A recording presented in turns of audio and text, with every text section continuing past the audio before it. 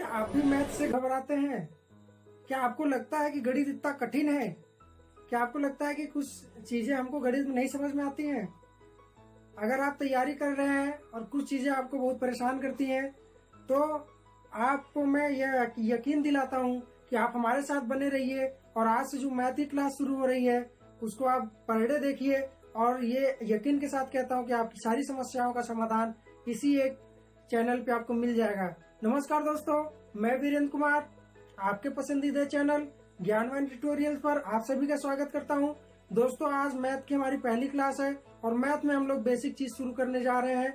मतलब हम लोग नंबर सिस्टम पे कुछ आधारित कुछ संक्रियाएं सीखेंगे, कुछ ऐसा ट्रिक्स सीखेंगे जिसको हम लोग मैथ की मैजिक्स बोल सकते हैं या math magic tricks.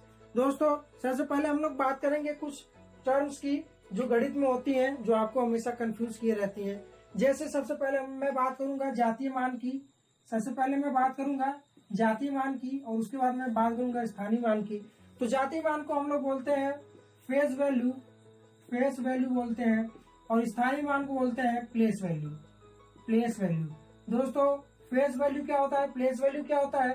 Face value का मतलब है अगर कोई संख्या मैंने ले ली है 5392, तो अगर इसमें मैं बोलता हूँ कि इसमें जो 3 है इसकी प्लेस वैल्यू क्या है और जो 3 है इसकी फेस वैल्यू क्या है, तो दोस्तों कोई भी संख्या हो, कोई भी कितना बड़ा नंबर हो, उसमें जो संख्या का अंक का जो फेस वैल्यू होता है वो हमेशा सेम रहता है। संख्या चाहे जितनी बड़ी हो चाहे जितनी छोटी हो। अगर ये 392 अगर यहाँ पे केवल 312 होता या इस पे केवल 103 होता, तो भी इसमें जो है 3 की जो वैल्यू है इकाई के अंक की वो भी 3 होती। और प्लेस वैल्यू हमेशा बदलता रहता है।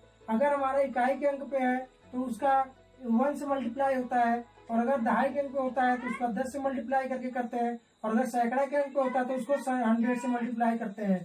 तो ये 100 इंटू 3 कर दिया तो उसकी जो प्लेस वैल्यू हो गई वो 300 हो गई, लेकिन इसकी जो फेस वैल्यू है वो 300 ही है। आसानी भाषा में ऐसा समझिए कि फेस वैल्यू मतलब आपके चेहरे की वैल्यू, आपके चेहरे की इज्जत कितनी है। आप चाहे जहां चले जाइए आपका चेहरे की इज्जत उतनी ही रहेगी, लेकिन प्लेस वैल्यू अलग अलग है। अगर आपका अगर बेटा है तो आपको अगर पापा बोलेगा, अगर आपके पिताजी तो आपको बेटा बोलेंगे। तो ऐसे आपकी जो प्लेस वैल्यू है वो बदलती रहती है, लेकिन फेस वैल्यू दोस्तों कभी नहीं बदलती। उसके साथ मैं बात करता हूँ कुछ टर्म्स की, जैसे कि मैं बात करूँ कि सम संख्याएं क्या होती है, विषम संख्याएं क्या होती है, विषम संख्याएं क्या होती है, सम संख्याएं क्या होती है, भाज्य संख्या क्या होता है, अभाज्य संख्या क्या होता है, तो इसके बारे में आपको बताऊंगा। आप लोग जानते होंगे, लेकिन फिर से मैं एक बार रिवाइज कर देता हूँ कि सम संख्याएं वो होती हैं जो 2 से कट जाती हैं, जो 2 से पूर्णतः विभाज्य हो, 2 से पूर्णतः विभाज्य हो। जो 2 से पूर्णतः विभाज्य होती है उनको क्या बोलते हैं? सम संख्याएं। इसको बोलते हैं इवन नंबर। क्या बोलते हैं? इवन नंबर्स, सम संख्याएं। विषम संख्याएं क्या होती हैं? इसको ऑड नंबर्स बोलते हैं। तो विषम संख्याएं वो होती हैं जो कि 2 से पूरी तरह से विभाजित नहीं होती, 2 से कंप्लीटली डिवाइड नहीं होती, 2 से पूर्णतः विभाजित नहीं होती। जो 2 से पूर्णतः विभाजित नहीं होती उन्हें कहते हैं विषम संख्याएं। अब मैं बात करूंगा यहाँ पे भाज्य संख्या और अभाज्य संख्या की। तो भाज्य संख्याएं वो होती हैं, भाज्य संख्याएं वो होती है जो स्वयं और एक के अलावा, स्वयं और एक के अलावा किसी और अंक से कट जाए, एक के अलावा किसी और अंक से कट जाए तो उसे हम लोग क्या बोलते हैं? भाज्य संख्या बोलते हैं। क्या बोलते हैं? भाज्य संख्या। और अभाज्य संख्या क्या होता है? अगर कोई नंबर है जो कि किसी से नहीं कटता, किसी से नहीं कटता, इसका मतलब है कि केवल वह केवल स्वयं से या एक से विभाजित होता है, स्वयं से केवल एक से विभाजित होता है। सीधे सीधे ये कह सकते हैं कि जो ऐसी संख्याएं जो किसी के पहाड़े में आती हैं वो भाज्य संख्याएं होती हैं, और जो संख्या किसी के पहाड़े में ना आए, स्वयं को और एक को छोड़ के, वो क्या होती है? अभाज्य संख्याएं। एक चीज और आप नोट कर लीजिए, बिल्कुल इम्पोर्टेंट चीज है कि अभाज्य संख्याओं को ही रूढ़ संख्याएं कहा जाता है। अभाज्य संख्याओं को ही रूढ़ संख्याएं कहा जाता है। क्या कहा जाता है? रूढ़ संख्या। अगर गणित में भाग देते समय आप परेशान हो रहे हैं कि ये संख्या विभाज्य होगी कि नहीं होगी, पूरी तरह कटेगी कि नहीं कटेगी, तो इसको आज मैं बिल्कुल अच्छे तरीके से आपको बताऊंगा और एक वीडियो में आप सीख जाएंगे, 2 मिनट में सीख जाएंगे और किसी भी संख्या को मात्र देखते ही आपको 2 से 3 सेकंड लगेंगे, आप बता देंगे कि ये संख्या इससे कटेगी कि नहीं कटेगी। तो इसको बोलते हैं विभाज्यता का नियम, डिवाइडेड रूल। आज मैं बताऊंगा कि मैथ्स मैजिक ट्रिक कैसे अप्लाई होती है और कैसे हम लोग देखते ही जान जाएंगे कि ये संख्या किसी से मतलब उस संख्या से कटेगी कि नहीं कटेगी। पहले मैं बात करता हूँ 2 से विभाज्यता के नियम। तो अगर किसी संख्या के लास्ट में 2 हो, 0 हो, 2 हो, 4 हो, 6 हो, 8 हो, तो हम जान जाएंगे कि ये संख्या हमारा 2 से पूर्णतः विभाज्य हो जाएगी। अगर किसी संख्या के लास्ट में ये अंक हो तो हमारा जो संख्या है वो 2 से पूर्णतः विभाज्य हो जाएगी। अब बात करेंगे 3 की। तो अगर किसी संख्या का कोई भी संख्या हमने ले लिया है तो उसके अंकों को जोड़ दीजिए। जैसे मैंने 918 लिया तो 9 + 1 + 8 इसको जोड़ दीजिए। 9 × 1 = 10, 8 × 18। अगर ये संख्या पूर्णतः डिवाइड हो जा रही है, अगर ये संख्या पूरी तरीके से 3 से डिवाइड हो जा रही है तो जो दी गई संख्या है वो भी 3 से पूरी तरह डिवाइड हो जाएगी। क्या करना है, सभी अंकों को आप जोड़ लीजिए। अगर आपका योग जो है वो 3 से पूरी तरह से डिवाइड हो जा रहा है तो संख्या भी पूरी तरह से डिवाइड हो जाएगी। अब मैं बात करता हूँ 4 से विभाज्य का नियम। कैसे जानेंगे कोई संख्या 4 से पूरी तरह कटेगी कि नहीं कटेगी। तो उसके लिए मैं एग्जांपल लेता हूँ। जैसे 10, 65, 94 मैंने ले लिया। तो इसमें देखना है कि जो हमारा अंक है, जो हमारी संख्या है, उससे जो लास्ट 2 डिजिट है, इसको इकाई के बोलते हैं अंक, इसको दहाई का अंक बोलते हैं। तो हमारा इकाई और दहाई अगर 4 से डिवाइडेड है, अगर 4 से पूरी तरह कट जा रहा है तो हमारी दी गई संख्या भी 4 से पूरी तरह से विभाज्य हो जाएगी। जैसे मैं इसको देखता हूँ, इसमें 2 डिजिट है 94। तो अगर 4 से अगर पूरी तरह कट जाएगा तो 4 दूनी 8, बचा 1 और 4 3 12। ये पूरी तरह से नहीं कट रहा है। ये हमारी संख्या जो है वो भी पूरी तरीके से 4 से नहीं कटेगी। आपको पहले देखने में लगेगा कि ये कट सकता है, लेकिन जब भी आप ये चीज अप्लाई करेंगे ये रूल, तो इसके थ्रू अगर नहीं कट रहा है तो ये संख्या हमारा 4 से पूरी तरह से नहीं कटेगी। अगला मैं लेके चल रहा हूँ 5 का। तो अगर किसी भी संख्या के लास्ट में अगर 0 हो या 5 हो तो वह संख्या 5 से पूरी तरह से विभाज्य, 5 से पूर्णतः विभाज्य हो जाएगी। अगर किसी भी संख्या के लास्ट में जो लास्ट 2 डिजिट है अगर वो 0 और 5 हो तो वो संख्या 5 से पूरी तरह विभाज्य हो जाएगी। जैसे कोई भी संख्या ले लीजिए, इसमें लास्ट में 0 है तो ये पूरी तरह से 5 से विभाज्य हो जाएगी। अगर इसमें लास्ट में 5 है ये भी पूरी तरीके से विभाज्य हो जाएगी। बात करते हैं 6 की। तो 6 का नियम ये कहता है कि कोई भी संख्या यदि 2 और 3 से पूर्णतः विभाज्य हो जाती है, अगर 2 या 3 से पूर्णतः विभाज्य हो जाती है तो वह संख्या जो है वो 6 से भी विभाज्य हो जाएगी। अब जैसे 2 का तो बिल्कुल सिंपल ही है कि लास्ट में 2, 4, 6, 8 अगर मिल जाए तो आप लोग देख लेंगे कि वो विभाज्य हो जाएगी। 3 का भी चेक कर लीजिए संख्याओं को जोड़कर, अगर ये दोनों जो 2 और 3 से अगर विभाज्य हो जाती है वो संख्या, तो वो संख्या 6 से भी पूर्णतः विभाज्य हो जाएगी। अगला नियम है 7 का नियम। तो 7 का नियम थोड़ा कठिन है और ये बड़े संख्या में लागू नहीं होता है, लेकिन इसका जो नियम है कि अगर कोई भी संख्या हो, जैसे मैं एक संख्या लेता हूँ, यही ले लेता हूँ 7, 8, 4, कोई भी संख्या इसके इकाई के अंक को दुगना कर दीजिए। 4 × 2 मतलब 8 हो गया। इसको बाकी जो बची संख्याएं हैं उसमें से घटा दीजिए। 728 - 8 बराबर 720। अगर ये जो हमें संख्या मिलती है, अगर ये 7 से डिवाइड हो जा रहा है तो हमारी पूरी संख्या जो है वो 7 से डिवाइड हो जाएगी।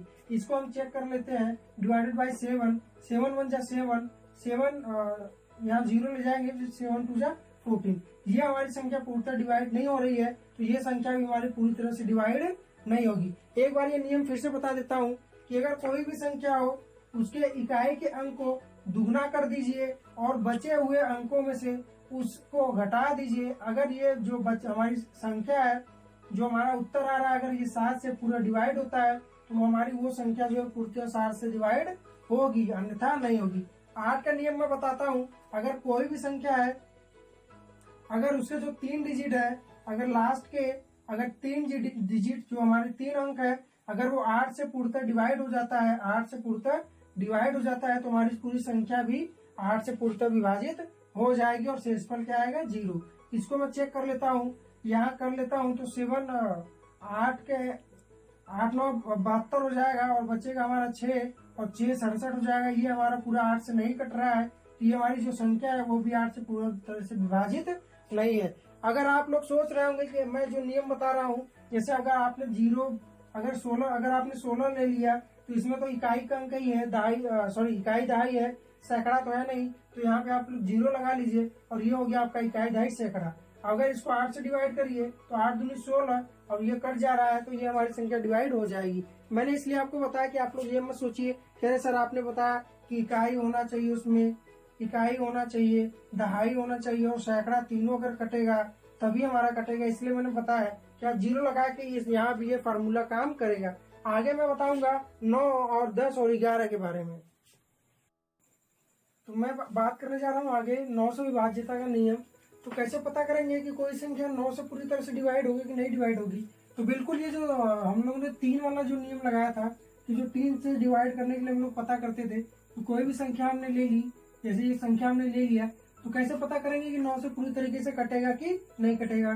तो सिंपली क्या करते हैं कि सारे अंकों को, सारे जो डिजिट है उसको जोड़ देते हैं। जैसे 9 + 1 + 2 + 7 और 8 + 7, इसको हमने जोड़ दिया। 9 1 10 2 12 20 एंड 27 डिवाइडेड बाई 9। अगर ये पूरी तरह से कट जा रहा है तो ये हमारी जो संख्या है वो भी हमारा जो है वो 9 से पूरी तरीके से डिवाइड हो जाएगा।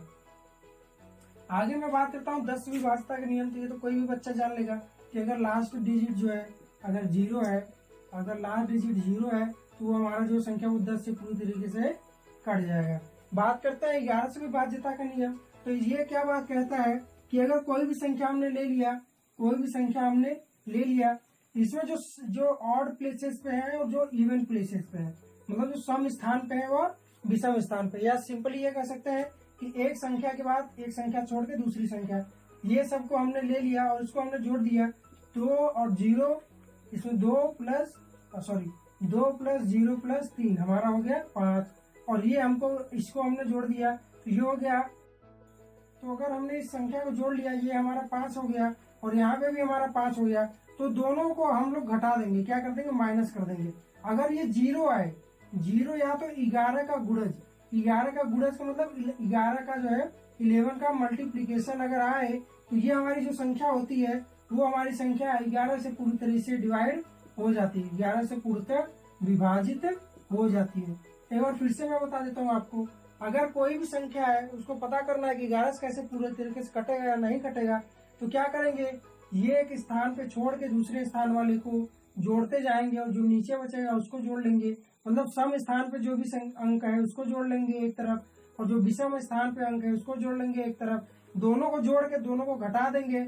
अगर जो हमारा उत्तर आएगा वो 0 आए, या तो 11 का मल्टीप्लाई आए, चाहे 11 आए, 22 आए, 33 आए, 44 आए, तो वो जो हमारी संख्या होती है वो पूर्णतः विभाजित हो जाती है, पूर्णतः विभाजित हो जाती है। तो ये हमारा कुछ नियम था, और इसको मैथ का मैजिक ट्रिक बोलते हैं, या सिंपली बोल सकते हैं कि विभाज्यता का नियम क्या होता है। और आशा करते हैं आपको पसंद आएगा। आगे मैं आपको कुछ बताता हूँ कि और कुछ तरीके जो है कि हम लोग अपने मैथ को इजी कैसे बना सकते हैं। तो दोस्तों यहाँ पे आपको कुछ एग्जाम्पल देखने को मिल रहा है, और ऊपर यहाँ पे लिखा है कि इसका इकाई का अंक क्या होगा, यह इकाई का अंक इसमें ज्ञात कीजिए।